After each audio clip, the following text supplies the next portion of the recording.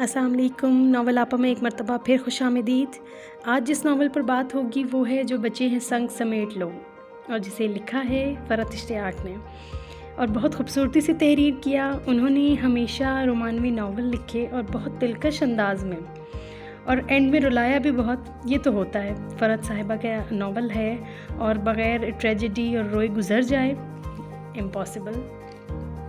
ये कहानी है सिकंदर, सीनियर सिकंदर और लीज़ा की।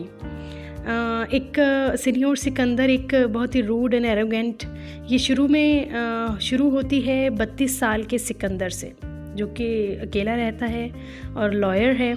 उसे इंसोमिनिया का मर्ज़ है, बेख्वाबी का। जब वो सो जाता है तो उसे ख्वाब आते हैं और वो डिप्रेस्ड हो जाता है, टूट फूट का शिकार हो जाता है। उसका एक राज़ों से भरपूर उसका माजी बताया गया है। वो कुछ अरसे के लिए रोम इटली जाता है और वहाँ उसकी मुलाकात एक लड़की से होती है, एक इटालियन गर्ल लीज़ा से। लीज़ा जो कि बहुत फ्रेंडली है, बहुत केयरिंग है, बहुत चेयरफुल है, सी लड़की बताई गई, यानी कि ज़िंदगी से भरपूर है, एक परफेक्ट लड़की, फुल ऑफ लाइफ। उसके पास सब कुछ है, मगर सिकंदर वो खाली हाथ है। वो सिकंदर को दोस्त बनाना चाहती है, मगर सिकंदर नहीं चाहता, और फिर कुछ इनमें दोस्ती टाइप का हो जाता है। फिर ये एक दूसरे में इंटरेस्टेड हो जाते हैं, और फिर सो मच ब्यूटीफुल सीन्स, और ये आपको पढ़कर अंदाज़ा होगा। और जब ज़िंदगी बेहद खूबसूरत हो गई और उन्होंने बाकायदा अपनी ज़िंदगी की फ़र्दर की प्लानिंग शुरू कर दी, लेकिन आपको पढ़कर अंदाज़ा होगा कि उसमें सबसे ज़्यादा हाथ भी लीज़ा का ही होता है।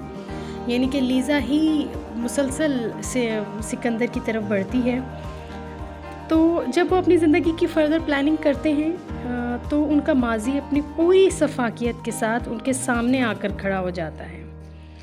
इस नावल में ज़िंदगी के कुछ ऐसे रुख दिखाए हैं रिश्तों में कि इंसान हक्का बक्का रह जाए, यानी कि शौक़ और माजी के फिर उन वजूहात की वजह से इंसान अपनों के साथ मुस्तकबिल में कैसी नाइंसाफ़ियाँ कर जाता है और पछताता रहता है। फिर इस कहानी को पढ़कर मैं बहुत हैरान हुई कि ऐसा कुछ भी होता है कि एक औरत इस कदर निडर होकर अपने इतने हैरानकुन इल्ज़ामात भी लगा सकती है, और फिर उसके बाद जो माजी में सिकंदर के साथ हो चुका होता है और जो कि उससे उसका सब कुछ छीन लेता है, उसकी इज़्ज़त, उसका मकाम, उसकी हैसियत, उसका सुकून, उसका घर बार और उसकी इज़्ज़त नफ्स, सब कुछ। उसके बाद उसे उस सीनियर सिकंदर जो कि लीज़ा को मिला, वहाँ तक पहुँचने के लिए कितनी मेहनत करना पड़ती है, और किसी का किया हुआ किसी और को भुगतना पड़ा।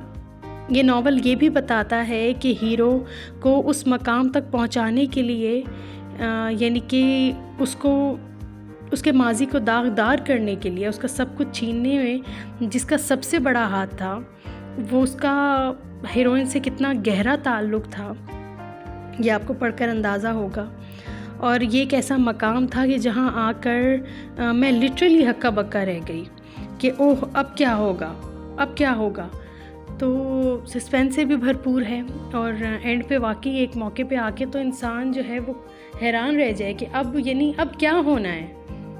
और बाकी ये कि इस नावल को आपको बकिया पढ़कर अंदाज़ा होगा, एपिसोडिक नावल था, और पढ़कर बहुत मज़ा भी आया। साथ में ज़िंदगी ने इसमें काफ़ी लेसन्स भी हमें मिले, और एक हैप्पी रीडिंग है।